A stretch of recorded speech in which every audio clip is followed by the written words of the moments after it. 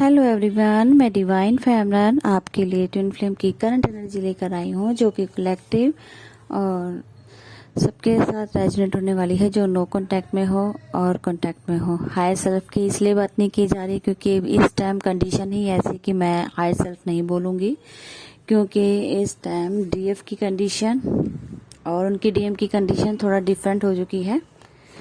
तो जो डीएफ हैं उनको तो उनके साथ ट्रिगरिंग टाइम एकदम से अचानक से ट्रिगर मिलना शुरू हुआ है, ठीक है।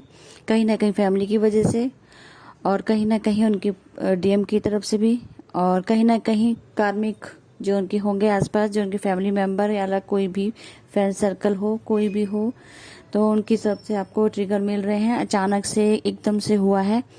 तो ये मैं आपको बता देती हूँ क्योंकि डीएफ के लिए अलर्ट मैसेज है।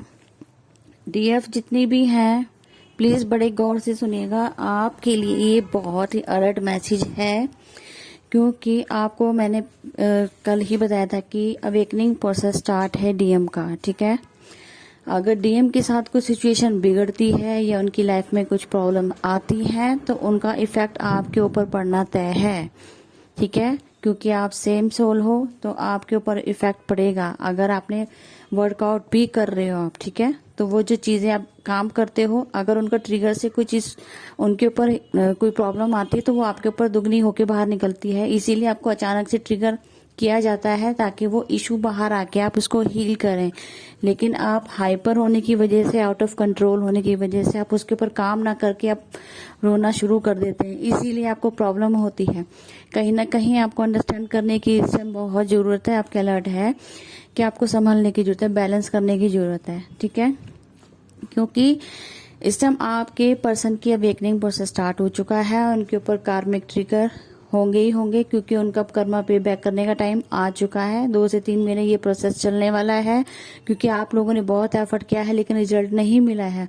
आपने जस्टिस की मांग की है डिवाइन से, तो जस्टिस ही आपको मिलेगा, लेकिन उसके लिए पेशेंस रखना पड़ेगा। मैंने आपको पहले ही अलर्ट किया है। अगर आप चाहते हैं तो आप अपना वर्कआउट बढ़ा दीजिए। रोने धोने से अच्छा है उनको छोड़ दीजिए, अपने को ब्लेम करना छोड़े अपने डीएम को। उन्होंने क्या किया नहीं किया उनका कर्मा वो जानते हैं, उनके कर्मा इनको हील करने दें। अगर आप ही उनके ब्लॉकेज बनेंगे तो वो कर्मा रिलीज कैसे करेंगे, ठीक है। उनको स्पेस दे दें। अगर आपकी लाइफ में उनकी नहीं बन रही है तो उनको स्पेस दें, ताकि वो अंडरस्टैंड करके अपने कार्मिक के साथ डील करते हुए उनको हील करने, ठीक है। उनको फ्री छोड़ दें, कोई ब्लेम नहीं करना, उनको सपोर्ट करने की जरूरत है। क्योंकि ये डिवाइनली गाइडेड चैनलिंग मैसेज भी मुझे मिला है कि आपके पर्सन कुछ भी करते हैं उनको सपोर्ट करना है, ना कि उनको ब्लेम करना है। ब्लेम करने से आपकी डिले हो जाएगी और सपोर्ट करने से होता है उनका कर्मा जल्दी रिलीज हो जाएगा, ठीक है। आपको ध्यान रखने की जरूरत है, बहुत जरूरी मैं बात कह रही हूँ, आपको अलर्ट रहने की बहुत जरूरत है। कोई भी ट्रिगर मिल रहा है, कहीं से भी मिल रहा है, उसको बैलेंस करना है। रोने की बजाय वहां पे बैलेंस करना है। आई नो यहाँ पे बहुत पेन है, लेकिन अब इतना पेन अपने जब आधे रास्ते आ चुके तो पीछे मुड़ने का कोई मतलब नहीं, ठीक है। जर्नी छोड़ने का भी कोई मतलब नहीं, या छोड़ सकते हो, आपके हाथ में नहीं है।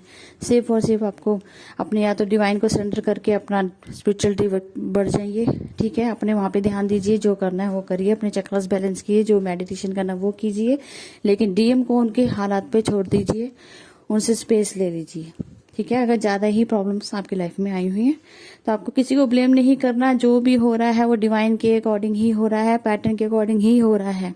अगर आप चाहते हैं आपको जस्टिस मिले तो प्लीज उन्हें स्पेस दें, ताकि कार्मिक उनके ऊपर हावी होकर उनके इशू निकालें और वो उनको हील करें, उनके साथ डील करके रिलीज करने की जरूरत आ गई है, ठीक है।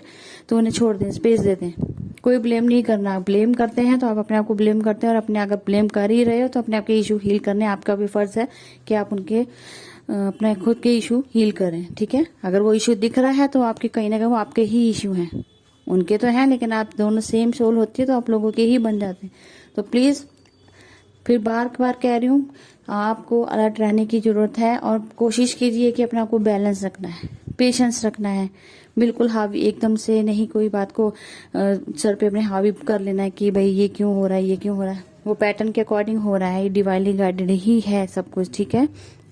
और जो चैनलिंग मैंने आपको बताया कि उनको सपोर्ट करने की जरूरत है, ये डिवाइनली की तरफ से आपको अलर्ट मैसेज भी है, ठीक है। उन्हें ब्लेम नहीं करना है, उन्हें सपोर्ट करना है इंटरनली।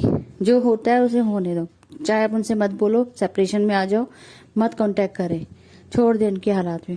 उनका अब टाइम ऐसा आ चुका है कि उन्हें अब उनको रिजल्ट मिलेगा ही मिलेगा। उनके जितना भी उन्होंने आपके साथ मिसबिहेव किया हो, जो भी आपका इग्नोरेंस करते आ रहे थे, जो भी अब तक किया, उनका रिजल्ट उन्हें भी मिलेगा और आपको भी मिलेगा। इसीलिए आपका किए हुए वर्क का रिजल्ट मिलेगा उनको। जो आपने उनके साथ गलत किया है उनका भी रिजल्ट उनको मिलने वाला है। तो आपको डरने की जरूरत नहीं है, सिर्फ उन्हें हील करना है। जो इशू आते हैं उनसे स्पेस लेके कुछ नहीं करना है, ठीक है। और आप सबके लिए गाइडेंस है कि आप पेशेंस रखिए और जगह करते रहिए, मेडिटेशन करते रहिए, इनर वर्क पर ध्यान देना है। जो इशू आएंगे उनको हील करना है, ठीक है। हावी नहीं होना है, ज़्यादा प्रॉब्लम है स्पेस ले लीजिए, ठीक है। और ग्रेटिट्यूड पे करते रहना है गॉड, एंजल, सिस्टर को। Thank you so much.